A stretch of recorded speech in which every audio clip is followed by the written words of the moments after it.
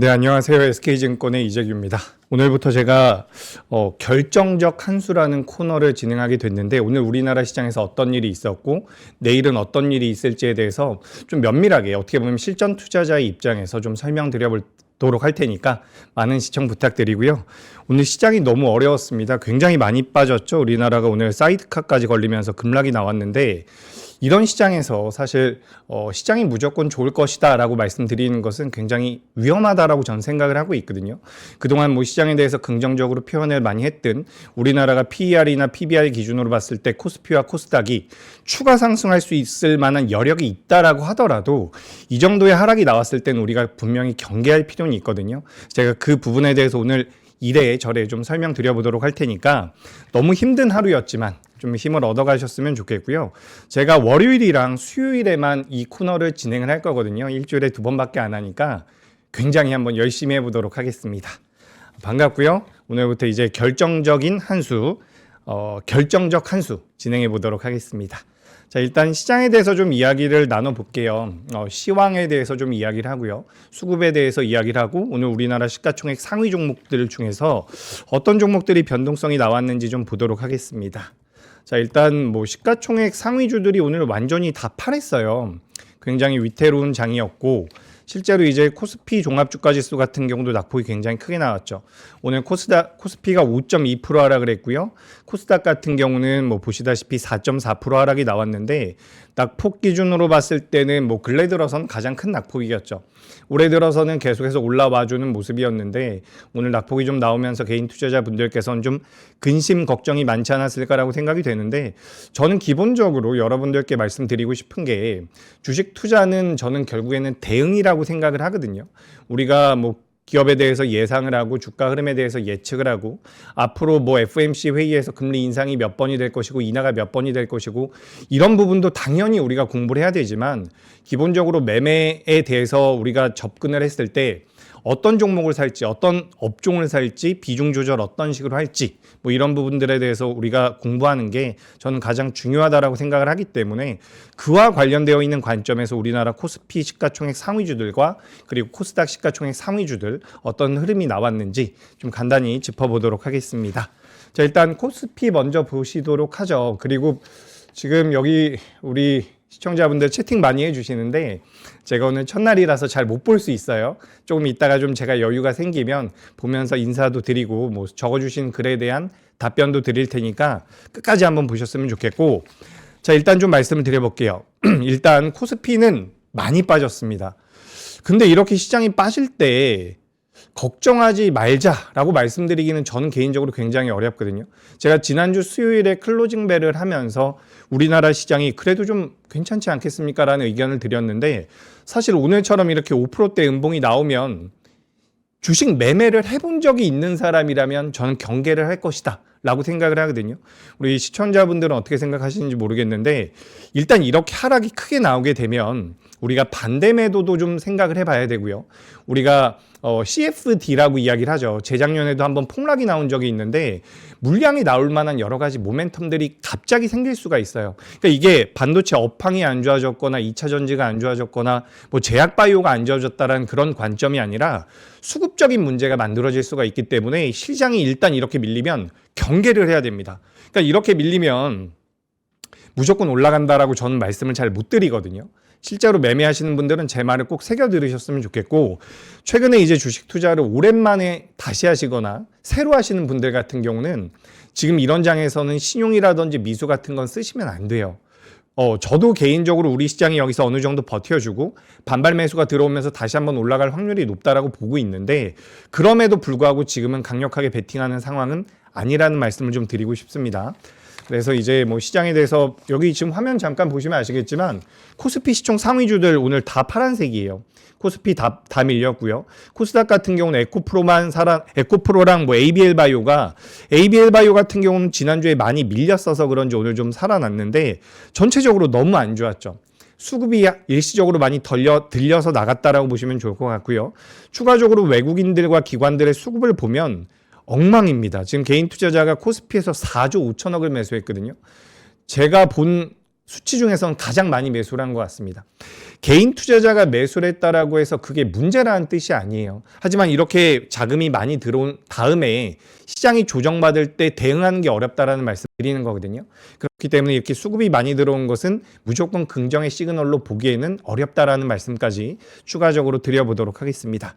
자, 그래서 오늘 시장은 전반적으로 너무 안 좋았고, 저는 오늘 시장이 무조건 빠질 것입니다, 이런 얘기도 아니에요. 우리나라 시장이 그동안 가파르게 올라왔기 때문에 그 다음에 조정을 받고 하락을 하더라도 분명히 횡보 기간이 나올 가능성이 높거든요. 그렇기 때문에 지금 여기서 우리나라 시장이 완전히 꺾여서 내려간다라는 관점은 아니지만, 일단 이렇게 두드려 맞으면 그때는 경계를 해야 된다라는 거죠. 주식 투자를 아예 안 해보셨거나 실제로 매매를 안 하시거나 혹은 시장이 밀린다라고 말을 못하는 사람들 외에는 경계해야 된다라는 말이 굉장히 중요한 시점이라고 저는 보여지거든요. 그래서 뭐 이번 주에 뭐 미국에서 고용 보고서도 나올 거고요. 뭐 여러 가지 이벤트들이 계속해서 산재해 있는데, 뭐 케빈 워시에 관련되어 있는 내용들도 있겠죠. 근데 그런 내용들보다 더 중요한 것은 실제 매매하시는 분들 입장에서는 여기서 무리한 매매는 지양하시는 게 맞다, 이렇게 좀 말씀드리면서 오늘 있었던 내용들을 제가 오늘 솔직하게 좀 말씀드려가지고, 아침부터 시장이 너무 많이 밀렸잖아요. 그래서 회사로 계속 전화가 왔습니다. 어떻게 해야 되냐, 어떻게 해야 되냐, 전화가 많이 와가지고 저도 장중에 이제 시장을 많이 못 봤어요. 그래서 오늘 자료 준비가 조금 미흡한데 그래도 열심히 해볼 테니까 자료 보시면서 진행 이어가 보도록 하겠습니다. 자, 일단 결정적 한수, 우리 코너 이름인데 제가 이렇게 좀 만들어 봤고요. 어제 이제 미증시부터 간단하게 좀 짚어볼게요. 미국 같은 경우는 뭐 달러 인덱스가 97 수준에서 지금 움직임이 나오고 있고요. 원화 같은 경우도 달러원 환율 같은 경우는 1459원까지 좀 올라왔죠. 지금도 이제 뭐 계속해서 거래가 바뀌고 있기 때문에 제가 자료를 만들 때는 1459원이었다라는 말씀 드립니다. 그리고 이제 특징적인 부분은 필라델피아 반도체 지수가 많이 밀렸어요. 그래서 이 부분이 좀 부담이 됐다, 이렇게 좀 보시면 좋을 것 같고요. 오늘 결과적으로 이제 코스피는 5.26% 하락을 했고요. 코스닥 같은 경우는 4.44% 하락을 했습니다. 지난주 미증시가 하락했고 그에 따라서 우리나라 시장도 밀렸다라는 분석이 많이 있습니다. 또 주말 동안은 그런 이야기가 많이 있었죠. 케빈 워시라고 의장으로 이번에 지명된 인물이 있는데, 그 인물이 굉장히 매파적인 인물이기 때문에 우리나라 시장뿐만 아니라 글로벌 증시에 좀 안 좋은 영향을 미칠 수 있지 않을까. 달러가 강세로 진행이 됐고 금값 같은 경우도 급락이 나왔거든요. 여기에 대해서도 제가 조금 이따가 한번 풀어서 설명을 드려볼 테니까 집중을 해주시면 좋을 것 같고요. 다만 제가 여러분들께 말씀드리고 싶은 건 뭐냐면, 이거 참 이렇게 말씀드리기가 애매한 점도 있어요. 왜냐하면 제가 방송에 나와가지고 팩트 기준으로, 수치 기준으로 여러분들께 설명을 드리는 게 저는 가장 명확하다라고 생각을 하거든요. 근데 실질적으로 지금 우리나라 시장에서 우리 국내 증시 하락 원인을 찾는 데 있어서 가장 많이 하고 있는 이야기가 요 케빈 워시가 어떻게 보면 굉장히 비둘기파적인 인물이 비둘기파적인 인물이 아니라 금리 인하를 하지 않을 수도 있다라는 내용들이 나왔다라는 거죠. 근데 우리가 냉정하게 생각을 해보면 시장이 많이 올라왔기 때문에 밀린다라고 보시는 게 맞거든요.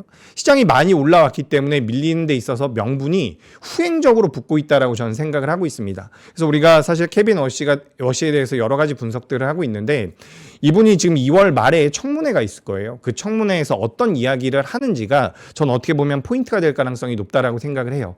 그러니까 너무 겁먹지는 마시되 우리 시장이 밀린 것에 대해서 확대 해석을 하진 말자. 지금 뭐 달러 강세가 진행이 됐고 금값과 은값이 폭락을 했다라고 하는데, 여기에 대해서는 어떻게 보면 증거금을 올리는 것 때문에 폭락이 나왔다라고 볼 수도 있는 부분이거든요. 우리가 최근에 시장에서 시장 이야기를 많이 할 때 비트코인 이야기도 많이 하고 있습니다. 유동성이 공급되면 어떤 자산이 가장 먼저 움직일까라고 한다면, 대다수의 투자자분들이나 자산시장에 참여하고 있는 투자자들은, 전문가라고 하는 분들은 이 비트코인을 많이 보거든요. 근데 비트코인 같은 경우도 급락이 나왔죠. 결국에는 금과 은에 대한 그 선물 쪽에 대한 레버리지가 강제 청산이 되는 과정에서 투매가 나왔다라고 볼 수가 있거든요. 그래서 그런 관점에서 우리가 케빈 워시가 많은 영향을 미쳤다라고 하는데, 저는 개인적으로 그렇습니다. 지금 우리나라가 어떻게 보면 미국보다 훨씬 더 좋은 모양새를 만들어 주고 있었잖아요. 지난 1월 달에 우리나라가 미국보다 훨씬 더 많이 올랐습니다. 글로벌 주요 국가들 중에서 미국이 가장 못 올랐고 우리가 가장 많이 올랐거든요. 결국에는 우리나라가 강세를 보였던 것은 AI라는 트렌드, 삼성전자와 SK하이닉스가 영위하고 있는 요 스토리지 쪽에 대한 사업이 엄청나게 빠르게 성장을 하고 있었기 때문이라고 저는 생각을 해요. 그렇기 때문에 가파르게 올라왔고 그 가파르게 올랐었던 상태에서 어떤 명분을 찾아가지고 저는 결국엔 붙인 거라고 생각을 하고 있습니다. 물론 케빈 워시가 앞으로 나오면서 우리 앞으로 이제 금리 인하 안 할 거고 금리 인상도 할 수 있고요. 뭐 타이트닝 양적 완화하지 않을 거다 이런 이야기를 하게 된다면 우리나라 시장에도 충격을 줄 수가 있겠지만 지금 현재까지만 놓고 본다면 저는 우리나라 시장이 너무 빠르게 올라왔기 때문에 그에 대한 이제 기술적인 매도가 좀 나온 게 아닌가라고 생각이 되는 부분이에요. 그래서 너무 일단 겁먹진 마시되 오늘 하락은 의미가 있다. 그래서 이 의미를 우리가 풀어가는 과정이 되겠죠. 만약에 우리 시장이 본격적으로 더 올라간다라고 한다면 저는 되반등이 내일 바로 나와야 된다라고 생각을 하거든요. 내일 우리나라 시장이 되반등이 바로 나오지 않는다면 생각보다 늘어질 가능성이 있어 보여요. 그래서 이 부분 한번 말씀을 드리고 싶었고 일단 이 내용에 대해서 추가적으로 한번 말씀을 드려볼게요. 새로운 연준 의장의 케빈 워시가 지명이 됐다라는 이야기죠. 2011년도에 연준 최연소 이사로 한번 재직을 했었고 당시에 매파적인 발언을 좀 했었습니다. 그렇기 때문에 이번에 다시 한번 지명이 되면서 매파적인 스탠스를 가져가지 않을까라는 분석들이 있는데 가만히 생각을 해보면 그럴까요? 지금 이제 시장이 많이 밀렸죠. 달러 자산이 올라갔고 금값이 하락했습니다. 그래서 이런 부분들을 고려하면서 자산 시장에 혹은 위험 자산 쪽에 좀 파열음을 만들어줄 수 있지 않을까라는 우려가 있는데 실질적으로 지금 케빈 워시는 별 한 이야기가 없어요. 이분이 나와가지고 무슨 얘기를 할지에 대해서는 우리가 좀 더 추이를 봐야 되고 일단 시장은 반응을 했다라는 거죠. 근데 그 반응이 우리나라 시장이 많이 올라왔었기 때문에 좀 과하게 나왔다라고 보는 측면이 있습니다. 이 부분 체크해 보시면 좋을 것 같고요. 금과 은은 역사적인 폭락이 나왔습니다. 금 현물이 9.5%가 하락을 했고요. 은 같은 경우는 27%가 하락을 했는데 그런 과정에서 또 이제 원화 같은 경우도 약세로 좀 진행이 되고 있어요. 원화가 약세가 되고 있다는 것은 달러가 강세로 간다라는 거죠. 달러와 금은 우리가 역사적으로 봤을 때 반대로 움직이거든요. 달러가 강세로 가면 금이 하락을 합니다. 근데 우리가 통상적으로 금을 안전자산이라고 이야기를 많이 하죠. 그렇기 때문에 사실 안전자산 쪽으로 자금이 쏠리지 않으면 위험자산인 주식시장으로도 자금이 들어올 수 있는 게 아니냐라고 반문을 하실 수도 있는데 그건 경제 상황에 따라서 좀 다르다라고 보시면 좋을 것 같습니다. 그러니까 지금은 금값이 내려간다라고 해서 위험자산 선호 현상으로 볼 필요는 없다라는 거죠. 금이 너무 가파르게 올라갔고 그런 과정에서 금이라든지 은을 실물로 보유하고 있는 물량 자체가 굉장히 적다 보니까 증거금을 올렸던 거예요. 증거금을 올리면서 청산이 많이 나왔고 아까 전에 잠깐 말씀드렸었던 비트코인 같은 경우도 청산 물량이 나왔다라고 보시면 좋을 것 같습니다. 근데 이런 과정에서 일단 저는 전반적인 펀더멘탈 기준으로 봤을 때 우리나라 시장이 낙폭이 과하다라고 보고 있지만 우리가 좀 경계해야 되는 부분들은 분명히 있어요. 첫 번째로 제가 말씀드리고 싶은 것은 오늘 일단 시장이 많이 밀렸다라는 부분이고요. 두 번째 같은 경우는 뭐냐면 지금 만약에 미국에서 지금 뭐 달러 금리 인하를 안 한다라고 이야기를 하고 있지만 페드워치 기준으로 봤을 때 연간 금리 2회 정도는 인하를 할 가능성이 여전히 높거든요. 근데 잘 한번 생각을 해보죠. 미국에서 금리 인하를 합니다. 근데 그런 과정에서 엔화의 가치가 올라간다. 엔화가 만약에 금리 인상으로 간다라고 한다면 두 국가의 금리 차이가 줄어들게 되거든요. 이렇게 되면 엔캐리가 나올 가능성이 높아요. 그러니까 지금 시장 같은 경우는 사실 우리가 지난 한 달 동안 제가 기억을 하고 있는 게 뭐냐면 지금 차트 잠깐만 보면서 말씀드려 볼게요. 제가 기억하고 있는 게 뭐냐면 우리 방송에서도 많이 말씀드렸던 것 같은데 마이크론을 잠깐 보도록 하겠습니다. 마이크론이 10월 중순에 실적이 나왔어요. 우리가 기본적으로 마이크론 같은 경우는 실적이 나온 이후에 대부분 다 하락을 하거든요. 우리가 역사적으로 마이크론은 실적이 잘 나왔어도 하락이 나왔었던 경우가 더 많습니다. 근데 당시에 마이크론이 실적이 나온 이후에 이렇게 올라와주는 모습이 나왔거든요. 당시 이제 신고가가 나와버렸기 때문에 저도 이제 12월 중순, 12월 19일, 20일이거든요. 그때부터 이제 SK하이닉스라든지 삼성전자가 우상향을 만들어낼 수 있겠구나라는 그런 기대감이 굉장히 많았었고 긍정적으로 봤지만 그 이후에 지금까지 랠리가 한번 나왔죠. 근데 지금은 우리가 좀 경계할 필요가 있다라고 제가 생각이 되는 게 뭐냐면 종합주가지수가 어찌됐건 간에 굉장히 많이 이격이 벌어져 있었던 상황이라는 겁니다. 이거 제가 지난주 수요일에도 말씀을 드렸던 것 같아요.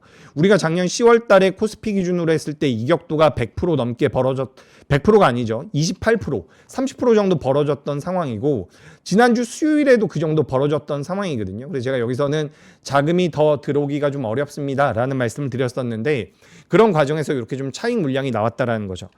그래서 저는 지금 일단 시장이 밀렸다라는 부분 그리고 추가적으로 가상 증시 자체의 글로벌 매크로적인 측면에서 지금 뭐 엔화와 달러의 이런 엔캐리 트레이드에 관련되어 있는 내용들 같은 경우도 한 번 정도는 체크할 필요가 있다는 거죠.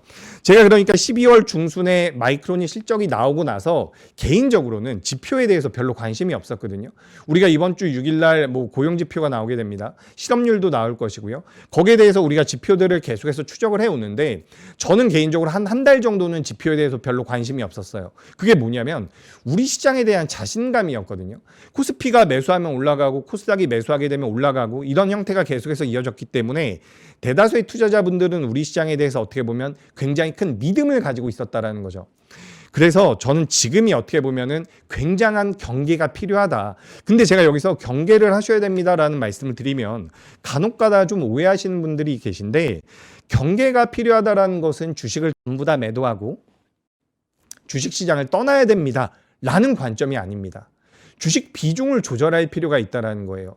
주식 비중을 내가 원래는 100% 가지고 있었는데 80%로 줄이고 60%로 줄일 필요성이 있다는 것이지 시장이 꺾인다라는 관점은 아닙니다. 아셨죠? 그래서 이게 굉장히 어떻게 보면 포인트가 될 수가 있겠죠. 가끔씩 제가 이제 시장이 위험하고 리스크 관리가 필요합니다 라고 말씀드리면 주식을 다 팔아야 되냐? 라고 되묻는 분들이 계신데 그건 아니라는 거죠. 하지만 오늘 나온 하락은 우리가 좀 체크할 필요가 있다. 이렇게 좀 말씀드리고 싶고요. 추가적으로 말씀 조금 더 이어가 보도록 하겠습니다. 일단 뭐 케빈 워시에 관련돼서 워시 쇼크라고 오늘 모든 방송에서 다 이야기하고 있는 것 같은데 저는 개인적으로 그렇게 보지는 않습니다. 많이 올라왔기 때문에 밀리는 것이고 그 많이 올라왔다라는 것을 제가 여러분들께서 시각적으로 보시기 편하게 설명을 드려보자면 이격이 많이 벌어졌다라는 거예요. 이거 제가 기술적인 분석이라고 하기 때문에 여러분들께서 들으셨을 때 저게 도대체 무슨 내용이야? 재미없어. 저렇게 왜 짝대기를 쭉쭉 그어놓고서 저런 이야기를 해? 라고 생각하실 수가 있는데 우리가 이 기술적인 분석은 저만 하는 게 아닙니다. 기관 투자자도 하고요. 외국인 투자자도 합니다. 무엇을 하느냐? 이격도라는 게 있어요. 현재 주가의 위치와 이동평균선 간의 요 가격의 괴리를 우리가 이격도라고 이야기를 많이 하거든요. 작년 11월 달 같은 경우도 반도체가 급등을 하면서 우리나라 시장이 이격이 많이 벌어졌었습니다. 당시에도 뭐 120일 이동평균선이나 지금 제가 HTS에 150일 이동평균선이 설정이 되어 있기 때문에 150일 이동평균선으로 말씀을 드려보자면 이격도가 27% 정도 벌어져 있던 상황이거든요. 당시에. 그리고 지난주 수요일 같은 경우는 28%가 벌어졌었어요. 제가 지난주 수요일 날 클로징 벨에 나와서 이게 이격이 많이 벌어졌기 때문에 우리가 좀 조심해야 됩니다라고 말씀드렸던 거죠. 이게 제가 줄을 찍찍 그어놓고서 말씀드린 게 아니라 기관 투자자나 외국인 투자자 같은 경우도 이 정도까지 이격이 벌어지면 언제든 매물이 나올 수 있다는 부분이거든요. 그래서 그 부분을 강조를 드리는 부분이고 추가적으로 저는 지금 잘 한번 생각을 해보죠. 내가 지금 주식 투자를 해서 2026년도에 수익이 많이 났습니다. 그렇다라고 한다면 지금 매매하셔도 돼요. 근데 내가 지난주 수요일, 목요일, 금요일 주식 매매를 처음 시작했다라고 한다면 리스크 관리가 필요하다라는 거죠. 상황에 따라서 다른 대응이 필요한데 저는 전반적인 우리나라 시장의 흐름상으로는 우상향이 이어질 가능성이 높지만 경계는 반드시 필요하다라는 겁니다. 그 경계가 필요하다는 거에 대한 명분을 말씀드려보자면 첫 번째로는 오늘 개인 투자자분들의 매수가 너무 많았다라는 부분이죠. 그동안도 개인 투자자분들이 우리나라 코스피와 코스닥에 대해서 매수로는 안 잡히는 날이 있었죠. 매도로 잡히는 날도 있었는데 당시에는 ETF를 통해 가지고 자금이 많이 유입이 됐었거든요. 근데 오늘은 ETF 쪽에 대한 자금 유입보다 실제로 이제 알주식이라고 우리가 표현을 합니다. 실제 종목에 대한 매수를 지금 4조 정도를 매수를 했는데 이게 과연 내일 바로 우리나라 시장이 올라갈 만한 명분이 될 수 있을까? 개인 투자자분들이 매수한 게 상승 명분이 될 수 있을까라고 한다면 전 그건 아닐 가능성이 높다라는 거죠. 그래서 만약에 내가 오늘 1차 매수를 했다라고 한다면 잘하셨다라는 말씀을 드리고 싶지만 내가 지금 가지고 있는 모든 현금을 전부 다 오늘 종가 매수라든지 오늘 장중에 매수를 했다라고 한다면 전 리스크 관리가 내일 아침에도 반드시 필요하다라는 말씀을 드리고 싶습니다. 그리고 이 말씀도 좀 드리고 싶어요. 우리가 지금 신용잔고가 많이 늘어나고 있고 우리가 CFD라고 해서 실제로 내가 주식을 매수하지 않더라도 차익에 대한 거래를 할 수 있는 시스템이 있거든요. 2023년도에도 한번 문제가 된 적이 있는데 이 CFD 같은 경우는 전문 투자자들만 할 수 있는 부분이 있습니다. 이 전문 투자자만 할 수 있는 CFD 같은 경우도 주가가 많이 밀려 내려오면 반대 매도가 나오거든요. 그렇기 때문에 일단 시장이 이렇게 오늘처럼 5%가 밀리고 사이드카가 나오면 일단 경계를 한다는 거예요. 내가 만약에 추가 매수할 자금이 충분히 있다라고 한다면 괜찮아요. 현금 여력이 있다라고 한다면 괜찮습니다. 하지만 지금 무리하게 내가 보유를 하고 있다. 심리적으로 표현을 하자면 내가 지금 좀 불안하다라고 생각이 들면 매매가 잘못되고 있는 거예요. 그런 분들 같은 경우 내일 오전에 대응하실 필요가 있다는 겁니다. 여러분 이거 초보 투자자분들께서는 꼭 알아두셔야 되는 게 뭐냐면 담보 비율 밑으로 내려가면 하한가로 주문이 나갑니다. 하한가로 주문이 나가기 때문에 예를 들어 가지고 내가 보유하고 있는 종목이 10,000원짜리 종목이에요. 근데 내가 예를 들어 가지고 300만 원이 변제가 필요하다라고 한다면 만 원을 300만 원으로 나눠 가지고 물량이 매도가 나가는 것이 아니라 하한가인 7,000원을 기준으로 물량이 나간다라는 거죠. 그래서 이게 시초가에 아마 넥스트레이드를 제외하고 우리가 KRX 기준으로 봤을 때는 시초가 개장하기 전에 하한가에 들어가는 종목이 만약에 많다면 그건 반대 매도라는 거예요. 그 물량은 주가가 밀려 내려왔을 때는 언제든지 투매로 나올 가능성이 있다라는 말씀을 드리는 겁니다. 그렇기 때문에 그런 부분을 경계할 필요는 있다라는 거죠. 이 부분 한 가지 말씀드리고 싶었고 우리가 또 한 가지 제가 우리 클로징 벨에서도 많이 말씀드렸던 내용이라서 추가적으로 말씀을 드려볼게요. 제가 일단 오늘 요거 화면 잠깐 보여주시면 코스닥에 대한 내용이거든요. 코스닥 활성화에 대한 기대감. 지금 시가총액 우리나라 전반적인 시가총액 상위 30개 종목 중에서 코스닥 상장사는 한 종목도 없습니다. 에코프로가 있고요. 에코프로 BM도 오늘 최근에 많이 올라왔지만 거의 지금 한 종목도 없는 상황이거든요. 근데 제가 우리 방송에서도 연기금이 우리나라 코스닥을 매수해주게 되면 자금이 많이 유입될 가능성이 높습니다. 이렇게 좀 말씀을 드렸었는데 이게 좀 제가 내용 파악이 최근에 다시 좀 해보니까 생각보다 자금이 많이 못 들어올 것 같아요. 근데 제가 이 말씀을 지난주에 드리긴 했거든요. 생각보다 자금이 조금 들어오는 데에도 불구하고 우리나라 코스닥이 올라가고 있기 때문에 우리 시장에 대한 유동성에 대해서는 적극적인 높은 점수를 줄 수 있을 것 같습니다. 라는 말씀을 드렸거든요. 근데 제가 더 상세하게 좀 따져보니까 요 국민연금뿐만 아니라 국민연금 외에 다른 우리가 사학기금 같은 국민연금만 있는 게 아니거든요. 다른 기관들도 있습니다. 근데 그 다른 기관들의 자금이 코스닥 쪽으로 일부 배분이 될 수 있다. 요렇게만 보시면 좋을 것 같거든요. 그러니까 예전에 제가 처음에는 코스닥 쪽에 대한 국민연금의 전반적인 배분율이 2%가 올라간다면 20조 정도가 들어올 가능성이 있습니다. 이렇게 말씀을 드렸다가 얼마 전에 이제 기금 운영위원회에서 회의를 하고서 생각보다 자금이 많이 못 들어올 것 같습니다라고 말씀드렸는데 어찌 보면 그것보다도 더 못 들어올 가능성이 있다는 거예요. 그런 상황에서 지금 코스닥 쪽에 대한 코스닥 150 레버리지 같은 경우도 개인 투자자분들이 엄청나게 매수를 했단 말이죠. 단기적으로 너무 가파르게 올라온 상태에서 실질적으로 그 물량 자체를 받아줄 만한 수급이 부재하다라고 한다면 코스닥 같은 경우도 리스크 관리가 필요할 수 있다는 부분입니다. 물론 제가 이런 말씀을 좀 드리고 싶어요. 코스피 같은 경우도 그렇고요. 코스닥 같은 경우도 전반적으로 우리가 삼성전자와 SK하이닉스, 제가 SK증권을 다니고 있어서 말씀드리는 건 아니고 저 SK증권에서 SK하이닉스에 대한 목표 주가를 가장 처음으로 100만 원을 불렀습니다. 그때 이제 우리가 처음으로 PR을 사용하겠다는 이야기를 했었거든요. 그 다음에 지난주에는 150만 원짜리 레포트가 나왔죠. 제가 이 경로에 대해서 부정하고 있는 게 아니라 코스피 같은 경우 부정하고 있는 게 아니고요. 부정하지 않고요. 실질적으로 삼성전자와 SK하이닉스가 작년에 우리가 예상이 됐었던 영업이익을 기준으로 한다면 지금 이 정도 주가 수준에서 만족을 해야 돼요. 하지만 지금 우리가 영업이익, 예상되고 있는 영업이익 자체가 계속해서 올라가고 있죠. 그런 부분들을 고려해 본다면 코스피 같은 경우는 어떻게 보면 밸류에이션 기준으로 봤을 땐 주가가 상승할 여력이 더 있다라는 겁니다. 제가 이것도 잠깐 보여드려 볼게요. 여기 지금 우측에 보시면 한국의 PER이 9.6배라고 지금 나와 있죠. 요건 좀 이제 나온 지가 좀 된 자료예요. 9.6배. 지금 10배가 넘어갔을 겁니다. 11배는 안 되고 10배가 넘어갔을 텐데 옆에 중국 같은 경우는 12.2배, 대만 같은 경우는 18배거든요. 우리가 선진국이라고 본다면 유럽 같은 경우도 지금 PR이 15배가 넘어가고 있기 때문에 우리나라 코스피 같은 경우는 기본적으로 고평가라고 볼 수가 없어요. 그런데 코스닥 같은 경우는 좀 다르다는 거죠. 제가 이런 말씀 드리면 아마 클로징 벨 보시는 분들은 지금 좀 애매하실 수 있어요. 왜냐하면 제가 그동안 우리 방송에 나와서 많이 말씀드렸던 게 뭐냐면 코스닥이 괜찮을 겁니다. 그리고 뭐 제약바이오라든지 2차전지라든지 로봇주, 성장주가 괜찮을 겁니다라는 말씀을 많이 드려왔거든요. 근데 제가 지난주, 지지난주 겪어오면서 느끼는 게 뭐냐면 코스닥 쪽에 자금이 들어오는 게 대다수가 개인 투자자분들의 자금이라고 느껴지거든요. 아까 전에 제가 ETF도 말씀드렸죠. ETF도 말씀드렸고 추가적으로 국민연금에서 우리나라 쪽으로 들어오는 자금의 여력 자체가 생각보다 적을 수 있다는 거예요.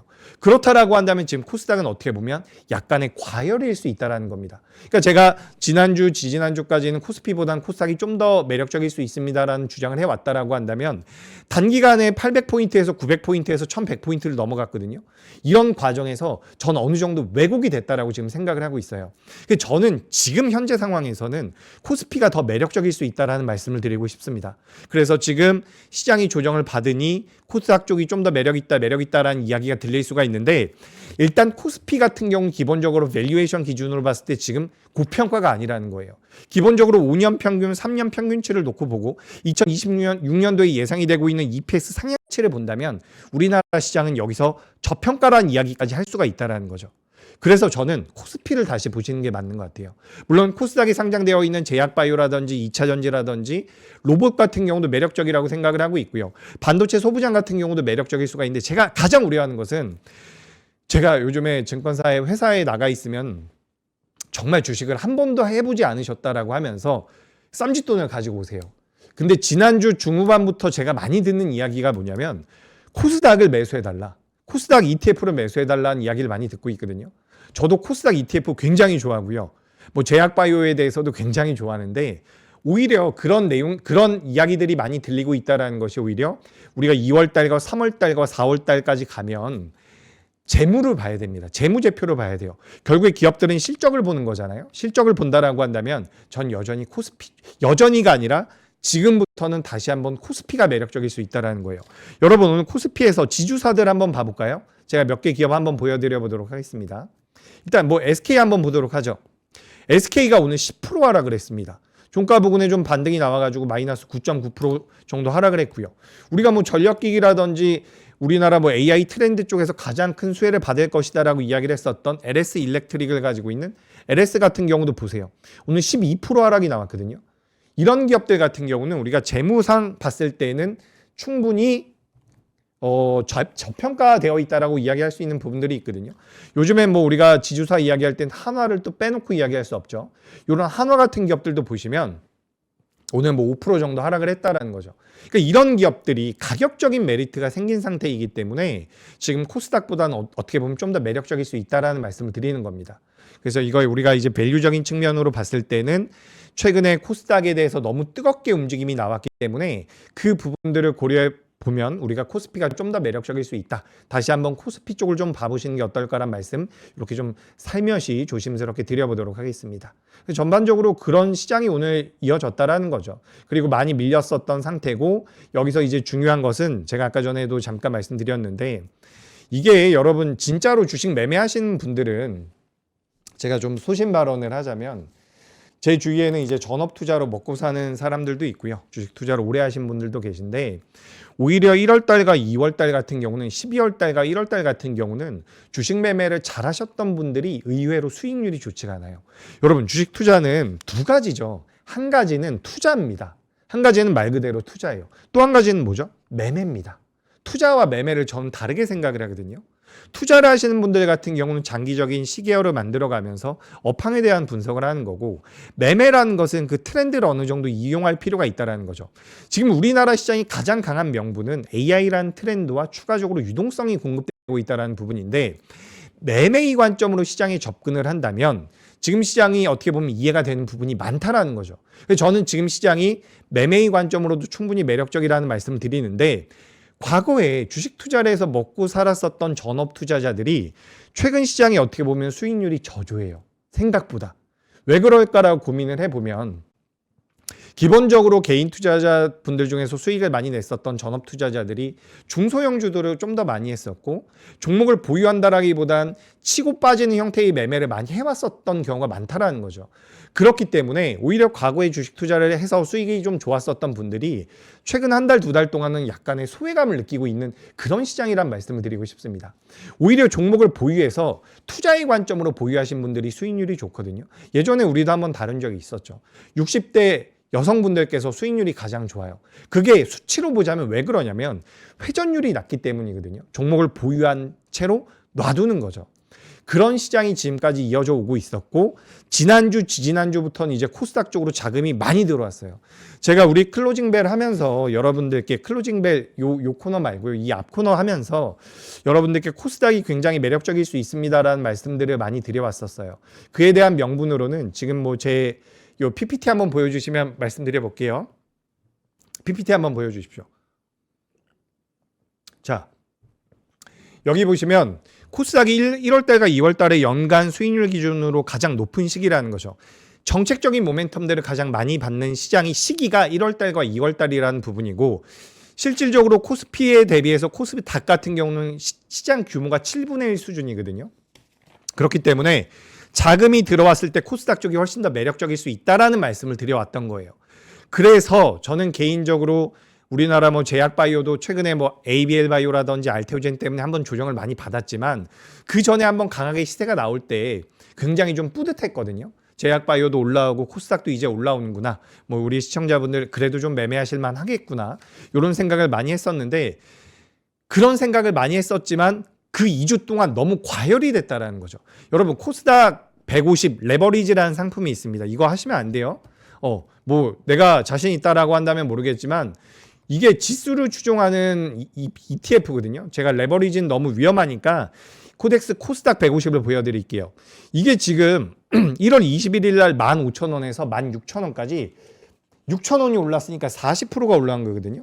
40%가 2주가 안 되는 기간 동안 올라왔습니다. 단기간에 과열이 됐다라는 거죠. 근데 그 과열이 되는 상황에서 국민성장펀드라든지 연기금에서 코스닥을 사준다라는 이야기가 나오고 있고 코스피의 삼성전자와 SK하이닉스가 많이 올라갔고 현대차가 많이 올라가니까 이게 폼가 온 개인 투자자분들이 알주식, 내가 보유하고 있었던 종목들을 매도해서 ETF로 넘어갔다라는 거죠.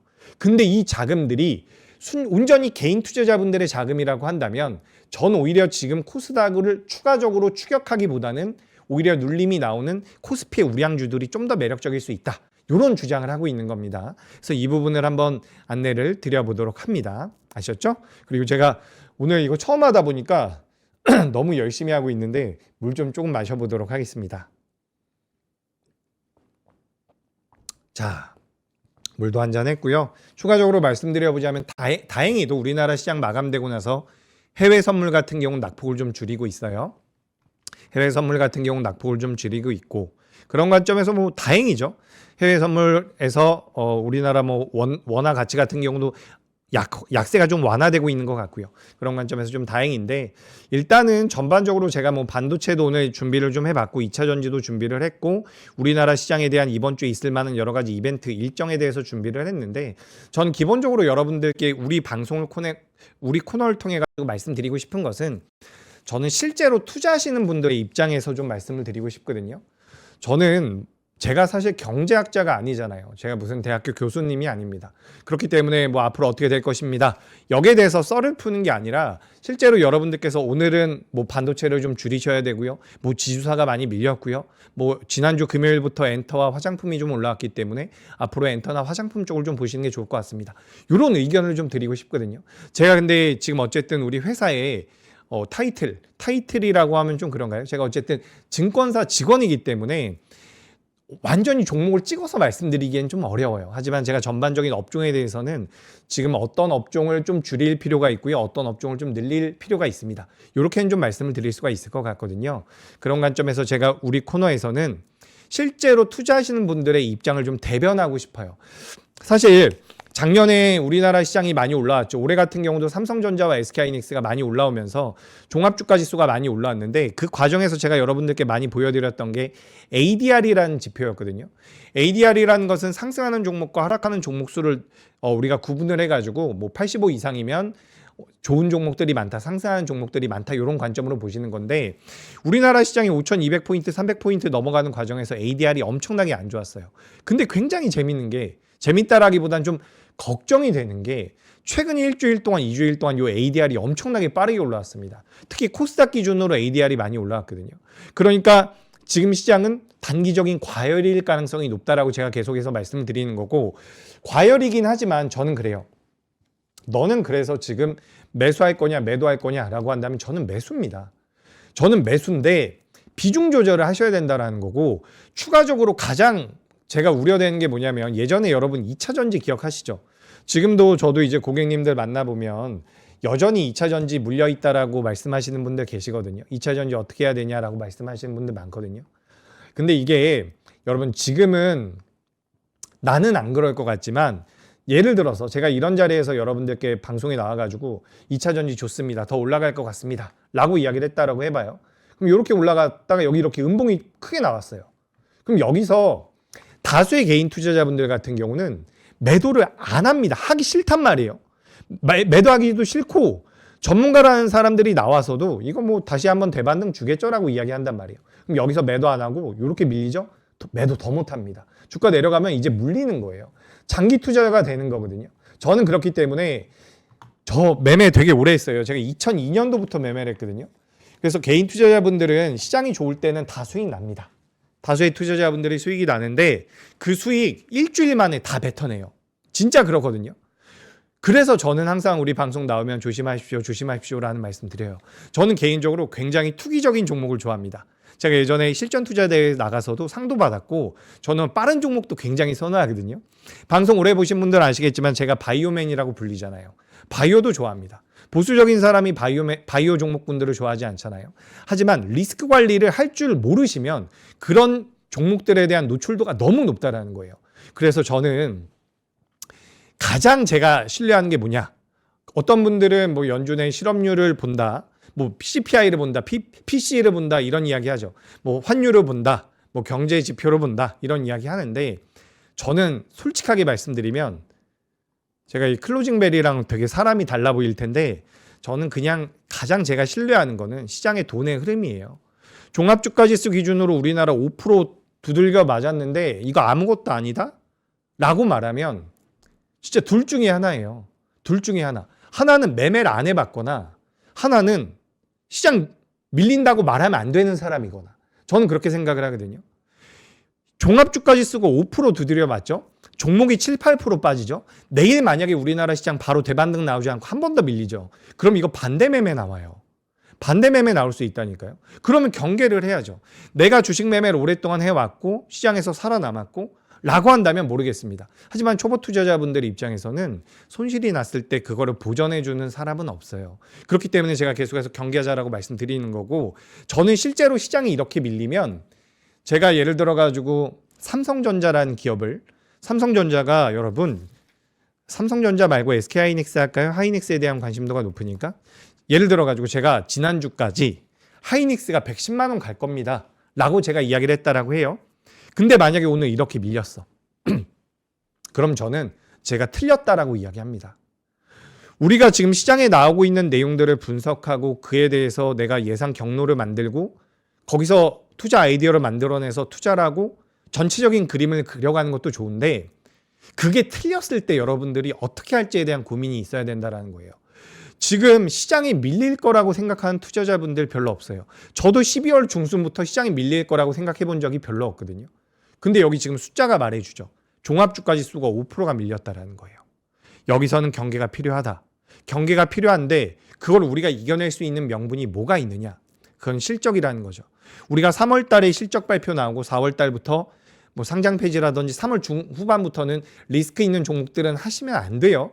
제가 제약바이오도 그렇게 좋다라고 많이 말씀드렸는데 제약바이오를 제가 1월달과 2월달에 좀 보셔도 좋겠습니다라고 말씀드렸었던 여러 가지 이유 중에 한두 가지가 뭐냐면 3월달과 4월달에 재무에 대해서 우리가 이벤트가 있을 가능성이 높으니까 그 전까지만 보시는 게 좋겠습니다라는 말씀을 많이 드렸던 거예요. 그렇기 때문에 우리가 지금 시장에 대한 이런 시즌에 대한 부분들을 고려할 필요가 있다는 거죠. 기관들과 외국인 같은 경우는 그런 프로그램적인 대응을 많이 하거든요. 그렇기 때문에 그 부분을 말씀드리는 거고, 일단 저는 가장 믿는 게 지금 벌어진 일에 대해서 가장 믿습니다. 시장이 많이 밀렸다. 무조건 올라간다라고 할 수 있는 사람이 있을까요? 과연? 저는 여기 경계해야 된다라고 생각을 하는 거예요. 실제로 매매하시는 분들 입장에서 미수 신용 같은 거 쓰시면 안 돼요. 제가 2주 전에 이런 이야기 했어요. 우리 방송에 나와가지고 여러분 지금 증권사에서 신용 매매가 막혔습니다라는 말씀을 드렸거든요. 증권사마다 그들이 가지고 있는 자기 자본에 비해서 신용을 용인해 줄 수 있는 그 한도가 있습니다. 신용 잔고가 많이 늘어나면 신용을 더 못 써요. 예를 들어 가지고 삼성전자라는 기업에 대해서 신용을 쓸 수 있었는데 신용 매수를 못하게 막는 거예요. 그러면 그게 어쨌든 담보를 넘어선다라는 거죠. 그런 상황이 되면 언제든지 물량이 나오고 투매가 나왔을 때는 시장이 좀 무섭게 조정을 받을 수가 있다라는 거예요. 제가 2주 전에 그 이야기 드리고 나서 한 일주일이 있다. 이건 증권사마다 좀 다릅니다. 어떤 증권사는 신용 한도가 바로 풀렸고 또 어떤 증권사는 아직도 신용 잔고가 막혀 있고 그럴 거예요. 근데 이런 빈도수가 늘어나고 있다는 거죠. 신용잔고가 계속해서 막힌다라는 이야기 오늘도 좀 들리더라고요. 신용잔고가 막혔다. 결국에는 지금 시장은 투매 한 번 정도 더 밀렸을 때는 투매가 나올 가능성이 높다라는 거죠. 이거 여러분 새겨 들으세요. 제가 이렇게 말씀드린다라고 해서 뭐 예를 들어 제 고객님이 있습니다. 여러분 오늘 뭐 전부 다 매도하셔야 돼요. 저 이런 얘기 안 해요. 그렇게까지 매도할 상황은 아니지만 시나리오를 만들어 놓으실 필요 있다라는 거예요. 제가 이게 되게 걱정이 돼요. 요즘에 보면은 시장 밀려도 또 올라가겠지. 오늘 장 초반에도 또 올라가겠지. 아래꼬리 달려서 올라가겠지. 오늘 11시, 10시쯤에 우리나라 시장 아래꼬리 한번 달았잖아요. 그때가 어떻게 보면 단기적으로 단기 고점이었을 가능성도 있다라는 겁니다. 아셨죠? 지금 뭐 글로벌 시장의 유동성 풀리고 있어요. 뭐 RMP니 뭐니 해서 단기 국채 매입하면서 시장의 유동성 풀리고 있고 실제로 GDP 대비해서 자금 풀리고 있고 우리나라 같은 경우도 정부에서 정책적으로 육성해 주고 있고 심지어 이제 우리나라 기업들 돈 잘 벌고 있죠. 뭐 TSMC도 투자 잘하고 있다. AI에 대한 그런 내러티브가 완전하게 만들어지고 있습니다. 근데 그건 그거예요. 실제로 매매하는 건 다르다니까요. 제가 작년에도 이런 이야기 많이 드렸던 것 같은데 여러분 이 레포트가 잘 맞아 떨어지는 시기가 저의 경험상으로는 생각보다 많지 않아요. 근데 작년부터 올해까지는 쫙쫙쫙 맞아 떨어져 왔거든요. 그러니까 이런 데에는 초보 투자자분들께서 겁이 없을 수 있어요. 겁이 나도 그러면 겁이 나면 어떻게 하느냐? 믿음을 갖는 거죠, 시장에 대한. 근데 그런 것도 리스크 관리는 필요하다라는 겁니다. 신용이나 미수 쓰시면 안 돼요. 요거 반드시 한번 말씀드리고 싶고 시장이 풀리고 있는 유동성, AI에 대한 내러티브들 요런 거 다 좋은 거 맞는데 실제로 투자하시는 분들 입장에서는 조금은 다를 수 있다라는 거죠. 아셨죠? 제가 오늘 첫날이라서 굉장히 좀 어설프게 어색하게 진행을 했는데 제가 다음에는 채팅하시는 것도 많이 보고 채팅하는 것도 많이 보고 또 답변 드리고 이러도록 하겠습니다. 아셨죠? 항상 저는 투자의 진심이기 때문에 항상 우리 방송 열심히 시청해 주시고 저는 수요일에 뵙도록 하겠습니다. 오늘 너무 힘든 장이었는데 고생 많으셨고 저 수요일에 뵙도록 하겠습니다. 감사합니다.